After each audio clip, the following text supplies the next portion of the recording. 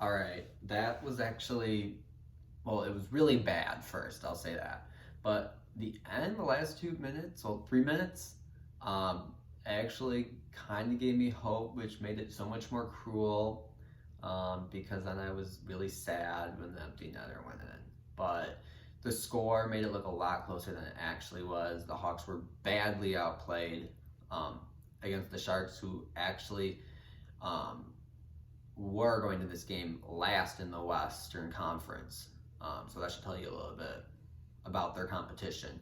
I know the Sharks might be playing a little bit below what people are projecting them to be, but still, I mean, the record speaks for itself.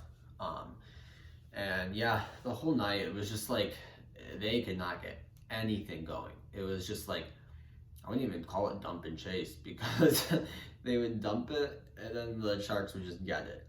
That's pretty much how it was the entire night. It was just kind of like a boring game. That's what I would call it. It was nothing really special until the end when they had the 2 goals in a minute and 8 seconds and got within one after getting badly outplayed the entire game. Lunder was fine. He kept the minute. It was very well. The goals that he allowed, I mean, one was a breakaway.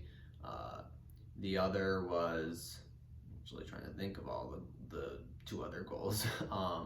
But they weren't really his fault, any of them. They were just unfortunate, per se. I think one was like out in front. Oh yeah, one went off Marlowe's skate. Not much he can do there, and yeah, then the Evander Kane breakaway, and then I forget what how the third one was scored. I think it was off of like some scramble or something. I don't know, but certainly not his fault. So my camera's shifting a little bit here, so let me fix that. Um, so yeah, I don't know. It's just another pathetic effort. Um, I don't know effort. I just don't know. I mean, Jeremy Colton. I don't know what his lines are and his defensive scheme. If it's man to man, but man to man, you gotta hope that your guys are just as fast as theirs. I mean, speed is not our forte.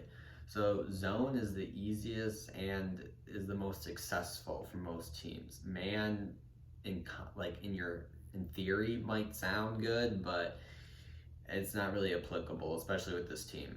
So I don't know. And they next face the Canucks on Thursday, so that should be fun. It's at home though, so maybe that will help cheer them up a bit. But the Canucks are a very good team. Actually, this year they have a white hot start, and they actually destroyed the Sharks the other night. So, but who knows? I mean, the Hawks are kind of all over the place. I mean, I was surprised by the Anaheim win, but Anaheim's kind of tapering off a bit because last time I checked they were losing to Minnesota, who's not very good either. So maybe that was just a fluke, or not a fluke. Well, Anaheim started at least being a fluke, so maybe that winning against Anaheim didn't carry as much weight.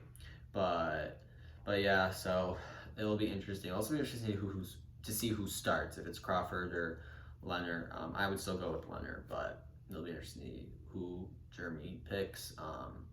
But yeah, I guess just watch and see what happens. Good news is we have our first round pick, so if all goes to just like terrible, like everything just goes bad, have our first round pick. So unlike the Bears, so there is hope. So hang in there. Thanks for watching.